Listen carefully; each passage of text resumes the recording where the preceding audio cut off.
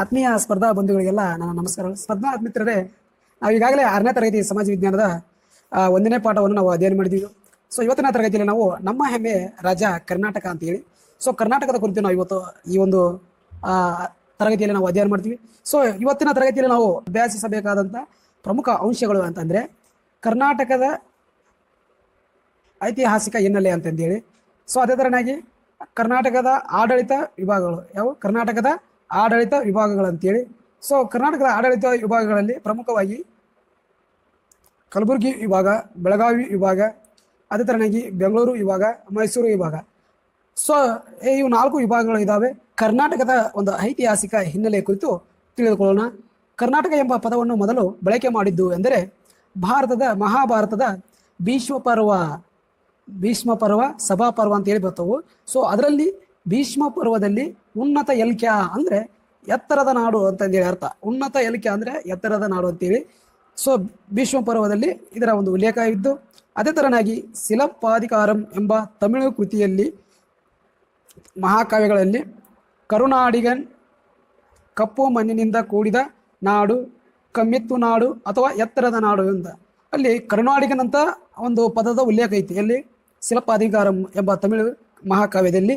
So ಆ ಒಂದು ಕರುನಾಡಿಗನ ಅಂತ ಅಂದರೆ ಇಲ್ಲಿ ಕಪ್ಪು ಮಣ್ಣಿನಿಂದ ಕೂಡಿದ ನಾಡು, ಕಮ್ಮಿತ್ತು ಅಂದರೆ ಕಪ್ಪು ಮಣ್ಣಿನ ಸುವಾಸನೆ ಬರುತ್ತಿದ್ದ ನಾಡು ಕರುನಾಡಿಗನ್ ಅಂತಂದೇಳಿ, ಅದೇ ಕರ್ನಾಟಕ ಅಂತಂದೇಳಿ ಹೇಳ್ತಾರೆ. ಸೊ ಅದೇ ಥರನಾಗಿ ಎತ್ತರದ ನಾಡು ಅಂತ ಹೇಳಿ ಕರೆಯೋದು ವಾಡಿಕೆಯಾಗಿದೆ. ಸೊ ಭೀಷ್ಮ ಪರ್ವ ಆಯಿತು, ಶಿಲಪ್ಪಾಧಿಕಾರಂ ಆಯಿತು. ಅದೇ ಥರನಾಗಿ ಶ್ರೀ ವಿಜಯನು ಬರೆದಿರ್ತಕ್ಕಂಥ ಕವಿರಾಜ ಮಾರ್ಗದಲ್ಲಿ ಕರ್ನಾಟಕದ ಗಡಿ ರೇಖೆಗಳ ಕುರಿತು ಹೇಳಲಾಗುತ್ತದೆ. ಸೊ ಕರ್ನಾಟಕ ಎಲ್ಲಿಂದ ಎಲ್ಲಿವರೆಗೆ ತನ್ನ ಗಡಿಯನ್ನು ಹಂಚಿಕೊಂಡಿತ್ತು, ಅದರ ವ್ಯಾಪ್ತಿಯನ್ನು ಹೊಂದಿತ್ತು ಅಂತಂದೇಳಿ ಶ್ರೀ ವಿಜಯ ತನ್ನ ಕವಿರಾಜ ಮಾರ್ಗದಲ್ಲಿ ಈ ರೀತಿ ಹೇಳಿಕೊಂಡಿದ್ದಾನೆ. ಏನಂತಂದರೆ, ಉತ್ತರದ ಗೋದಾವರಿಯಿಂದ ದಕ್ಷಿಣದ ಕಾವೇರಿವರೆಗೆ, ಉತ್ತರದ ಗೋದಾವರಿ ನದಿಯಿಂದ ದಕ್ಷಿಣದ ಕಾವೇರಿ ನದಿಯವರೆಗೆ ಇರುವ ನಾಡೇ ಕರ್ನಾಟಕ ಅಂತಂದೇಳಿ ಶ್ರೀ ವಿಜಯನು ತನ್ನ ಕೃತಿಯಲ್ಲಿ ಬರೆದು ಹೇಳಿಕೊಂಡಿದೆ. ಯಾವುದು? ಕವಿರಾಜ ಮಾರ್ಗದಲ್ಲಿ. ಸೊ ಅದರಿಂದ ನಮಗೆ ಕರ್ನಾಟಕದ ಇತಿಹಾಸವನ್ನು ತಿಳಿಯಲಿಕ್ಕೆ ಇವೆಲ್ಲವೂ ನಮಗೆ ಸಹಾಯಕ ಆಗಿದ್ವು ಅಂತಂದೇಳಿ ನಮಗೆ ಕರ್ನಾಟಕದ ಆಡಳಿತ ವಿಭಾಗಗಳು ಪ್ರಮುಖವಾಗಿ 4 ಇವೆ. ಕಲಬುರಗಿ ವಿಭಾಗ 7 ಜಿಲ್ಲೆಗಳನ್ನು ಒಳಗೊಂಡಿರ್ತಕ್ಕಂಥದ್ದು. ಅದೇ ಥರನಾಗಿ ಬೆಳಗಾವಿ ವಿಭಾಗ 7 ಜಿಲ್ಲೆಗಳು, ಬೆಂಗಳೂರು ವಿಭಾಗ 9 ಜಿಲ್ಲೆಗಳು. ಅತಿ ಹೆಚ್ಚು ಜಿಲ್ಲೆಗಳನ್ನು ಒಳಗೊಂಡಂಥ ವಿಭಾಗ ಯಾವುದಪ್ಪ ಅಂತಂದರೆ ಅದು ಬೆಂಗಳೂರು ವಿಭಾಗ ಅಂತೇಳಿ. ಮೈಸೂರು ವಿಭಾಗ 8 ಜಿಲ್ಲೆಗಳನ್ನು ಒಳಗೊಂಡಿರ್ತಕ್ಕಂಥದ್ದು. ಸೊ ಅದೇ ಥರನಾಗಿ ಕರ್ನಾಟಕದಲ್ಲಿ ಪ್ರಸ್ತುತ 31 ಜಿಲ್ಲೆ,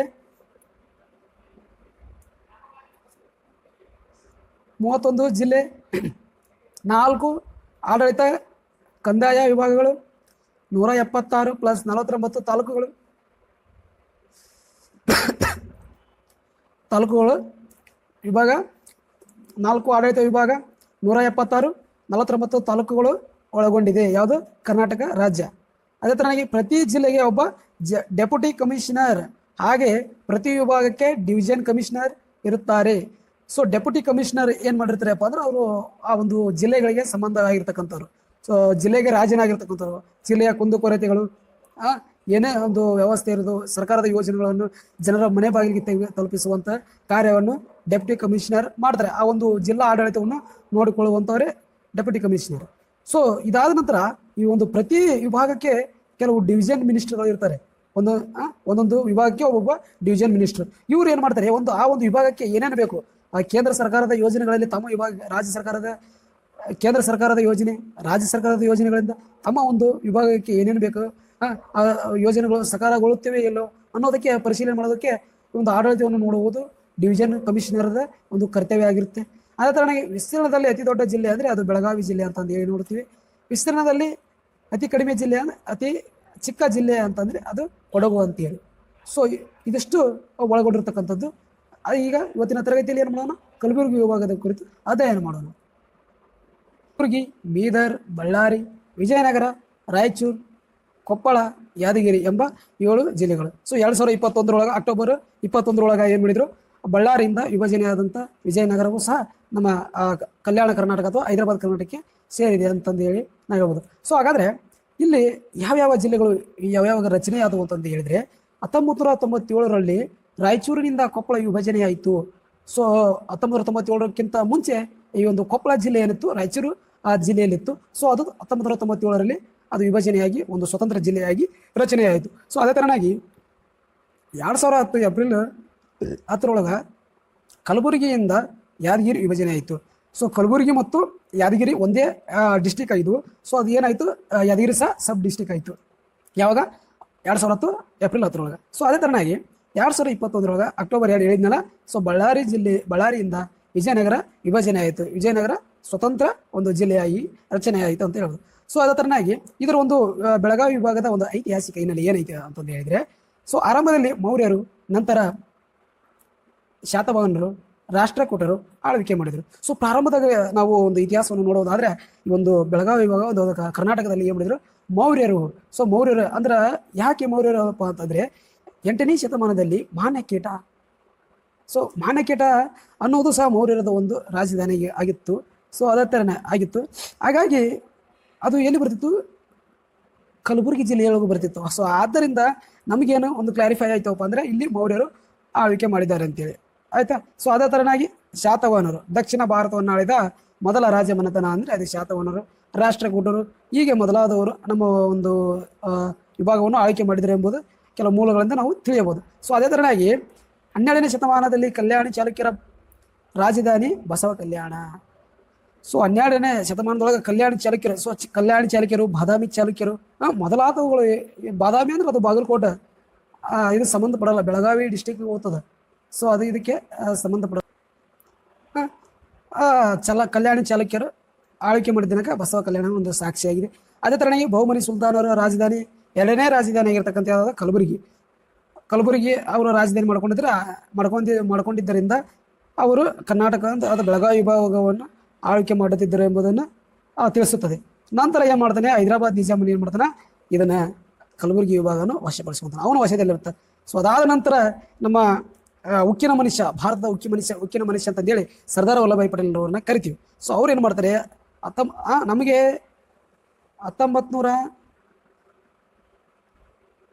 1947ರಲ್ಲಿ ಸ್ವಾತಂತ್ರ್ಯ ಸಿಕ್ತು, ಆಗಸ್ಟ್ 15.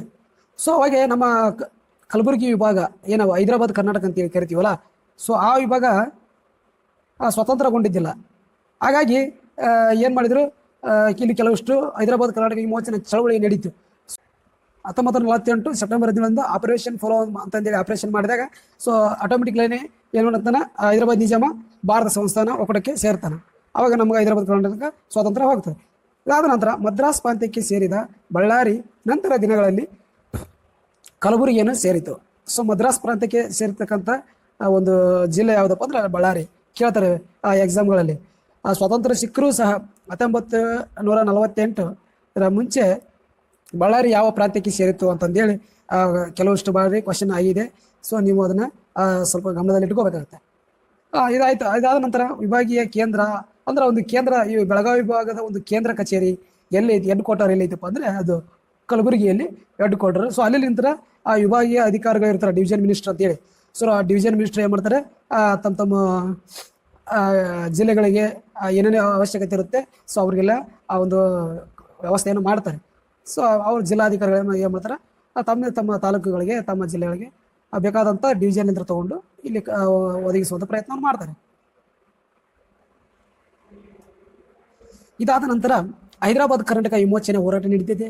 ಅದು ಹೇಳಿದ್ನಲ್ಲ 1947ರಲ್ಲಿ ಸ್ವಾತಂತ್ರ್ಯ ಸಿಕ್ತು. ಸೊ ಆವಾಗ ನಮ್ಮ ಹೈದರಾಬಾದ್ ವಿಭಾಗಕ್ಕೆ ಇನ್ನೂ ಸ್ವಾತಂತ್ರ್ಯ ಸಿಕ್ಕಿದ್ದಿಲ್ಲ. ಸೊ ಹಾಗಾಗಿ ಇಲ್ಲಿ ಒಂದು ವಿಮೋಚನಾ ಹೋರಾಟ ಸಮಿತಿ ಏನು ಮಾಡಿತ್ತು, ಒಂದು ಹೋರಾಟವನ್ನು ಮಾಡ್ತಾ ಇತ್ತು. ಸೊ ಇದರ ಒಂದು ನೇತೃತ್ವವನ್ನು ವಹಿಸಿಕೊಂಡಿರೋ ಯಾರು ಅಂತಂದರೆ ಸ್ವಾಮಿ ರಮಾನಂದ ತೀರ್ಥರವರು ಏನು ಮಾಡಿದ್ರು, ಈ ಒಂದು ವಿಮೋಚನಾ ಹೋರಾಟದ ಒಂದು ನೇತೃತ್ವವನ್ನು ವಹಿಸಿಕೊಂಡಿದ್ರು. ಸೊ ಅದೇ ತರನಾಗಿ ಮತ್ತೊಂದು ಸಂಘ ಇತ್ತು, ಯಾವುದು ತರುಣ ಸಂಘ ಅಂತೇಳಿ. ಸೊ ತರುಣ ಸಂಘ ಈ ಒಂದು ವಿಮೋಚನಾ ಹೋರಾಟವನ್ನು ಯಶಸ್ವಿಗೊಳಿಸಲಿಕ್ಕೆ ಸಹಾಯವಾದಂಥ ಸಂಘ. ಸೊ ಇದರ ಒಂದು ಸ್ಥಾಪಕರು ಅನ್ನೋ ಈ ಒಂದು ಸಂಘಟನೆಯ ಕಟ್ಟಿದವರು ಯಾರು ಅಂತಂದರೆ ಮಹಾಗಾಂವ್ ಕಲ್ಯಾಣ್ ಶೆಟ್ಟಿ ಅಂತೇಳಿ. ಸೊ ಇದರ ಒಂದು ಅಧ್ಯಕ್ಷರು ಯಾರಾಗಿದ್ರಪ್ಪ ಅಂತಂದರೆ ಚಂದ್ರಶೇಖರ್ ಪಾಟೀಲ್ ಅಂತೇಳಿ. ಸೊ ಅದೇ ತರನಾಗಿ ಈ ಒಂದು ವಿಮೋಚನಾ ಹೋರಾಟದ ಪ್ರಮುಖ ಹೋರಾಟಗಾರರು ಅಂತ ಯಾರ್ಯಾರು ಅಂತ ಅಂದರೆ ಶರಣೇಗೌಡ ಇನಾಮದಾರ್, ಶಿವಮೂರ್ತಿ ಅಳವಂಡಿ, ಶಿರೂರು ಶಿವರುದ್ರಪ್ಪ, ಮುಂಡರ್ಗಿ ಭೀಮರಾವ್. ಸೊ ಮೊದಲಾದವರು ಏನು ಮಾಡ್ತಾರೆ, ಅಲ್ಲಲ್ಲಿ ಏನು ಮಾಡ್ತಾರೆ, ಸೈನ್ಯವನ್ನು ಸಂಘಟಿಸಿ ಅಲ್ಲಲ್ಲಿ ಜನರಿಗೆ ಸ್ವಾತಂತ್ರ್ಯದ ಅರಿವನ್ನು ಮೂಡಿಸಿ ಹೋರಾಟದ ಕಿಚ್ಚನ್ನು ಹೆಚ್ಚಿಸಿದಂಥವರು ಇವರಾಗಿದ್ದಾರೆ ಅಂತಂದು ಹೇಳಿ. ಸೊ ಇವರ ಒಂದು ಪರಿಶ್ರಮದಿಂದಲೇ ನಮಗೆ ಹೈದರಾಬಾದ್ ಕರ್ನಾಟಕ ವಿಮೋಚನೆ ಆಯಿತು ಅನ್ನೋದಕ್ಕೆ ಇದೊಂದು ಸಾಕ್ಷಿಯಾಗಿವೆ.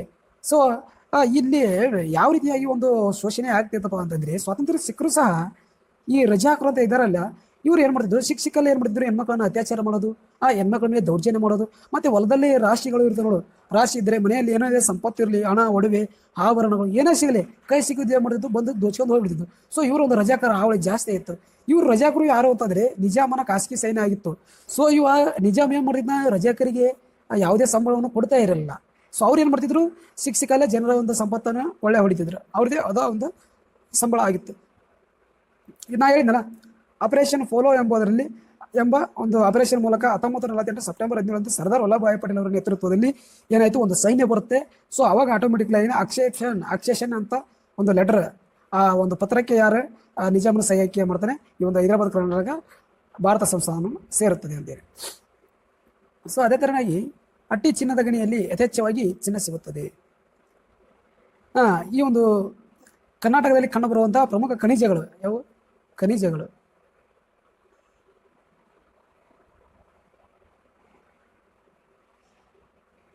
ಖನಿಜಗಳಂತೇಳಿ. ಸೊ ಅಟ್ಟಿ ಚಿನ್ನದ ಗಣಿಯಲ್ಲಿ ಯಥೇಚ್ಛವಾಗಿ ಚಿನ್ನ ಸಿಗುತ್ತದೆ. ಸೊ ಅದೇ ತರನಾಗಿ ಬಳ್ಳಾರಿಯಲ್ಲಿ ಕಬ್ಬಿಣ ಮತ್ತು ಮ್ಯಾಂಗನೀಸ್ ದೊರೆಯುತ್ತದೆ. ಕಲಬುರಗಿಯಲ್ಲಿ ಯಥೇಚ್ಛ ಸುಣ್ಣಕಲ್ಲು ಸಿಗುತ್ತೆ. ಆದ್ದರಿಂದ ಅಲ್ಲಿ ನಾವು ಸಿಮೆಂಟ್ ಕಾರ್ಖಾನೆಯನ್ನು ನೋಡೋದು ಯಥೇಚ್ಛ ಒಂದೇ ಇರತಕ್ಕಂಥದ್ದು. ಕರ್ನಾಟಕದಲ್ಲಿ ಸಿಮೆಂಟ್ ಕಾರ್ಖಾನೆಯಲ್ಲಿ ಇದಪ್ಪ ಅಂದರೆ ಅದು ಕಲಬುರಗಿಯಲ್ಲಿ ಅಂತ ಹೇಳೋದು.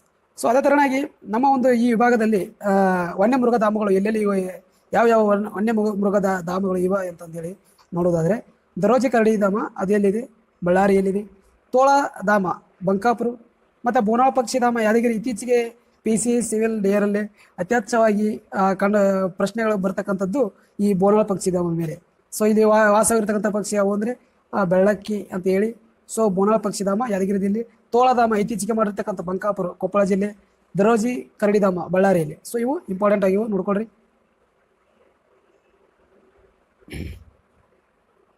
ಅದೇ ತರನಾಗಿ ಒಂದು ಕಲಬುರಗಿ ವಿಭಾಗದ ಒಂದು ಸಾಹಿತ್ಯವನ್ನು ನೋಡೋದಾದರೆ, ಸಾಹಿತ್ಯ ಕ್ಷೇತ್ರದಲ್ಲಿ ಕಲಬುರಗಿ ವಿಭಾಗ ಯಾವ ರೀತಿಯಾಗಿ ಶ್ರೀಮಂತವಾಗಿದೆ ಅಂತಂದೇಳಿ ನೋಡೋದಾದರೆ, ಇಲ್ಲಿ ಕನ್ನಡದ ರತ್ನತ್ರಯ ಇರುವಂಥದ್ದೇಳಿ ನಾವು ಕರಿತೀವಿ ಕನ್ನಡ ಸಾಹಿತ್ಯದೊಳಗೆ. ಸೊ ಅಲ್ಲಿ ಇರ್ತಕ್ಕಂಥ ರತ್ನತ್ರಯ ಯಾರಪ್ಪ ಅಂದರೆ ಪಂಪ, ಪೊನ್ನ, ರನ್ನ. ಸೊ ಇವು ಕನ್ನಡದ ರತ್ನತ್ರಯ 3 ಜನ ಎಲ್ಲಿ ತ್ರಿರತ್ನಗಳು. ಸೊ ತ್ರಿರತ್ನಗಳು ಸಹ ನಮ್ಮ ಬೆಳಗಾವಿ, ನಮ್ಮ ಕಲಬುರಗಿ ವಿಭಾಗದವರು. ಸೊ ಅದು ಒಂದು ನಮ್ಮ ಕಲಬುರಗಿ ವಿಭಾಗದ ಹೆಮ್ಮೆ ಅಂತಂದು ನಾವು ಹೇಳ್ಬೋದು. ಪಂಪ ವಿಕ್ರಮಾರ್ಜುನ ವಿಜಯ ಎಂಬ ಕೃತಿಯನ್ನು ಬರಿತೀನಿ. ಸೊ ಅದೇ ಥರನೇ ಅದರ ಜೊತೆಗೇನೆ ಅವನು ವಿಕ್ರಮಾರ್ಜುನ ವಿಜಯ ಬರಿತಾನೆ. ಅದೇ ಥರನಾಗಿ ಪಂಪ ವಿಕ್ರಮಾರ್ಜುನ ವಿಜಯ ಆದಿಪುರಾಣ ಅಂತೇಳಿ ಬರ್ತೀನಿ, ಆದಿಪುರಾಣ. ಸೊ ಆದಿಪುರಾಣ. ಪಂಪ ಮಾನವ ಕುಲಂ ತಾನೊಂದೇ ಒಲಂ ಅಂತ ಹೇಳಿದಂಥ ಕವಿ ಯಾರಪ್ಪ ಅಂದರೆ ಅವನು ಪಂಪ, ಕನ್ನಡದ ಆದಿ ಕವಿ ಪಂಪ. ಸೊ ಪಂಪನ ಕುರಿತು ಸಾಕಷ್ಟು ಇದೆ, ಅದನ್ನು ನೋಡೋಣ. ಅದೇ ಥರನಾಗಿ ಪೊನ್ನ, ಅವನ ಒಂದು ಕೃತಿ ಅಂದರೆ ಶಾಂತಿ ಪುರಾಣ. ಅದೇ ಥರನಾಗಿ ಅಜಿತ ಪುರಾಣ ಅಂತಂದೇಳಿ ಬರ್ತೇನೆ. ಅಜಿತ ಪುರಾಣ ಅಲ್ಲ, ಪೊನ್ನ ಶಾಂತಿ ಪುರಾಣ. ಮತ್ತು ಅವನ ಒಂದು ಇನ್ನೊಂದು ಕೃತಿ ಯಾವುದು ಅಂತ ಹೇಳಿದರೆ ಭುವನಕ್ಕೆ ರಾಮಾಭ್ಯುದಯಂ ಅಂತಂದೇಳಿ ಪೊನ್ನದು. ಸೊ ಪೊನ್ನ ಒಂದು ಯಾರ ಆಶ್ರಯದಲ್ಲಿ ಇರ್ತಾನ ಅಂತಂದರೆ ಅವನು 3ನೇ ಬಲ್ಲಾಳನ ಆಸ್ಥಾನದಲ್ಲಿ ಇರ್ತಕ್ಕಂಥವನು. ಹರಿಕೇಶ ಸತ್ಯಾಶ್ರಯ ಇವ ಯಾರಂತ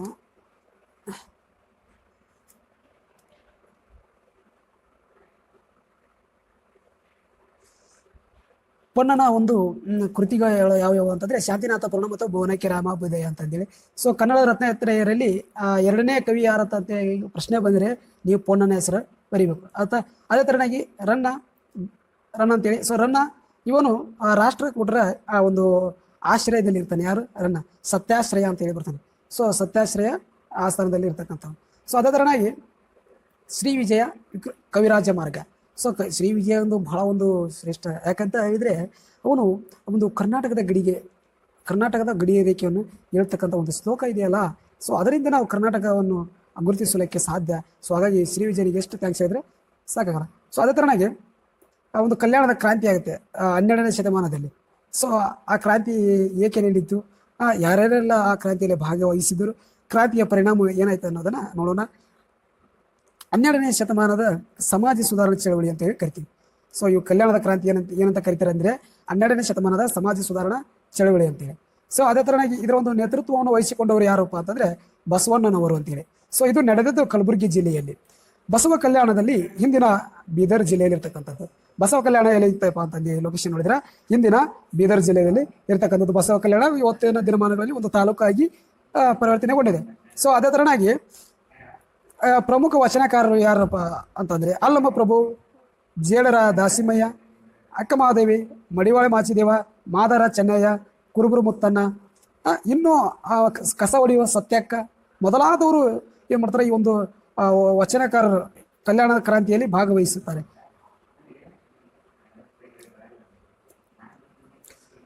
ಈ ಅಲ್ಲಮ ಪ್ರಭು ಇದಾನಲ್ಲ, ಈ ಒಂದು ಕುರಿತು ನೋಡೋದಾದ್ರೆ ಅಲ್ಲಮ ಪ್ರಭು ಅನುಭವ ಮಂಟಪದ ಶೂನ್ಯ ಪೀಠಾಧಿಕಾರಿಯಾಗಿರ್ತಾನೆ. ಸೊ ಈತನ ಒಂದು ಅಂಕಿತ ನಾಮ ಅಂದ್ರೆ ಗುಹೇಶ್ವರ. ಈತ ದೇವಾಲಯದ ಚಂಡ ಮದ್ದಳೆಯನ್ನು ಬಾರಿಸುವಂತ ವ್ಯಕ್ತಿಯಾಗಿರ್ತಾನೆ. ಸೊ ಜೇಡರ ದಾಸಿಮಯ್ಯನ ಒಂದು ಕೃತಿ ಅದ ಒಂದು ಅಂಕಿತ ನಾಮವನ್ನು ನೋಡುವುದಾದ್ರೆ ರಾಮನಾಥ ಅಂತೇಳಿ. ಸೊ ಜೇಡರ ದಾಸಿಮಯ್ಯನಿಂದಲೇ ಒಂದು ವಚನ ಸಾಹಿತ್ಯ ಹುಟ್ಟಿಕೊಂಡಿತು ಅಂತೇಳಿ ಇತಿಹಾಸಕಾರರು ಅಭಿಪ್ರಾಯ ಪಟ್ಟಿದ್ದಾರೆ. ಅದೇ ತರನಾಗಿ ಅಕ್ಕಮಹಾದೇವಿ ಕನ್ನಡದ ಮೊದಲ ಕವಯಿತ್ರಿ, ಯೋಗಾಂಗ ತ್ರಿಪದಿ ಅಂತಂದೇಳಿ ಒಂದು ಗ್ರಂಥನೇ ಬರೀತಾರೆ ಯಾರು. ಸೊ ಆಕೆಯ ಒಂದು ಅಂಕಿತ ನಾಮ ಯಾವುದಂದ್ರೆ ಶ್ರೀ ಚನ್ನ ಮಲ್ಲಿಕಾರ್ಜುನ ಅಂತೇಳಿ. ಅದೇ ತರನಾಗಿ ಕಲಿದೇವರ ದೇವ ಮಡಿವಾಳ ಮಾಚಿ ದೇವ. ಸೊ ಆತ ಒಂದು ಸ್ಟ್ರಾಂಗ್ ಆಗಿರ್ತಕ್ಕಂಥ ವ್ಯಕ್ತಿ. ಆತ 12ನೇ ಶತಮಾನದಲ್ಲಿ ಅತಿ ಸ್ಟ್ರಾಂಗ್ ಆದ ವ್ಯಕ್ತಿ ಅಂದ್ರೆ ಬಲಿಷ್ಠವಾದ ವ್ಯಕ್ತಿ ಅಂದ್ರೆ ಮಡಿವಾಳ ಮಾಚಿದೇವ. ಸೊ ಅದೇ ತರನಾಗಿ ಮಾದಾರ ಚೆನ್ನಯ್ಯ, ಸತ್ಯಕ್ಕ, ಕುರುಬರು ಮುತ್ತಣ್ಣ. ಸೊ ಇವರೆಲ್ಲರೂ ಈ ಒಂದು ಕಲ್ಯಾಣ ಕ್ರಾಂತಿಯಲ್ಲಿ ಭಾಗವಹಿಸಿದ್ದಾರೆ. ಈ ಕ್ರಾಂತಿ ಆಯ್ತು ಅಂತ ಹೇಳಿದ್ನಲ್ಲ, ಈ ಕ್ರಾಂತಿಗೆ ಮುಖ್ಯವಾದ ಕಾರಣ ಏನಂತಂದ್ರೆ ಅಲ್ಲಿ ಕಲ್ಯಾಣದಲ್ಲಿ 12ನೇ ಶತಮಾನದೊಳಗ ಅಂತರ್ಜಾತಿ ವಿವಾಹ ಅನ್ನೋದ್ರಿಂದಲೇ ಪ್ರಾರಂಭವಾಗುತ್ತೆ. ಯಾವಾಗ ಬಸವಣ್ಣನವರು ಅಂತರ್ಜಾತಿ ವಿವಾಹವನ್ನು ಮಾಡಿದ್ರು ಅವತ್ತು ಏನಾಯ್ತು, ಅಲ್ಲಿಂದ ಆ ಕ್ರಾಂತಿ ಹುಟ್ಟಿಕೊಂಡಿತ್ತು. ಯಾರ್ಯಾರು ಯಾಕೆ ಅಲ್ರಿ ಅಂತರ್ಜಾತಿ ವಿವಾಹ ಮಾಡಿದಕ್ಕೆ ಯಾಕೆ ಕಲ್ಯಾಣ ಕ್ರಾಂತಿ ಆಯಿತು ಅಂತಂದ್ರೆ ಇಲ್ಲಿ ಬ್ರಾಹ್ಮಣನಾದಂಥ ಮದುವಯ್ಯನ ಮಗಳು ಮತ್ತು ಮಾದರ ಅರಳಯ್ಯನ ಮಗನೊಂದಿಗೆ ಏನಾಗುತ್ತೆ ಮದುವೆ ಮಾಡಿಸ್ತಾರೆ. ಯಾಕಂದ್ರೆ ಈ ಮದುವೆಯನಿಗೆ ಒಂದು ಕುಷ್ಠರೋಗ ತರ ಒಂದು ಚರ್ಮ ಕಾಯಿಲೆ ಬಂದಿರುತ್ತೆ. ಸೊ ಆ ಒಂದು ಕಾಯಿಲೆ ಏನು ಮಾದರ ಹರಳೆ ಇರ್ತಾರಲ್ಲ ಅವನು ಚಪ್ಪಲಿ ಮಾಡಿರ್ತಕ್ಕಂಥ ಒಂದು ನೀರು. ಸೊ ಆ ನೀರಿನಿಂದ ಆ ಒಂದು ಮದುವೆಯನ್ನ ಮೈ ಮೇಲೆ ಅಥವಾ ಆ ಒಂದು ಲೇಪನ ಹಚ್ಕೊಂಡ್ರೆ, ಆ ನೀರನ್ನು ಆ ಮೈಗೆ ಹಾಕೊಂಡ್ರೆ ಆ ರೋಗ ವಾಸಿ ಆಗುತ್ತೆ ಅಂತೇಳಿ ಕೆಲವರು ಹೇಳಿದ್ರು ಬಲ್ಲವರು. ಸೊ ಹಾಗಾಗಿ ಅವಾಗ ಆಕೆ ಏನ್ ಮಾಡಿರ್ತಾಳೆ, ಆ ಮದುವೆಯ ಮಗಳು ಅವ್ರ ಮನೆಗೆ ಹೋಗ್ತಾರೆ. ಯಾರು ಮಾದರ ಹರಳೆಯ ಮನೆಗೆ ಹೋಗಿ ಆ ಕೊಡದಲ್ಲಿ ನೀರನ್ನು ತುಂಬಿಕೊಂಡು ಬಂದು ಆ ಸ್ನಾನ ಮಾಡಿದಾಗ ಅವಾಗ ಏನಾಗುತ್ತೆ ಮದುವೆಯ ರೋಗ ಪರಿಹಾರ ಆಗುತ್ತೆ. ಸೊ ಅದಾದ ನಂತರ ಏನ್ ಮಾಡ್ತಾನೆ ಬಸವಣ್ಣನವರು ಹೇಳಿದಂತೆ ಇವ್ರು ಏನಾಗ್ತಾರೆ ಇಲ್ಲಿ ಮದುವೆ ಮಾಡಿಕೊಂಡು ಒಂದು ಸಂಬಂಧವನ್ನು ಬೆಸೆಯುತ್ತದೆ. ಸೊ ಇದು ಏನಾಗುತ್ತೆ ಅಲ್ಲಿನ ರಾಜನಿಗೆ ಬಿಜ್ಜಳನಿಗೆ ಇಷ್ಟ ಇರಲ್ಲ.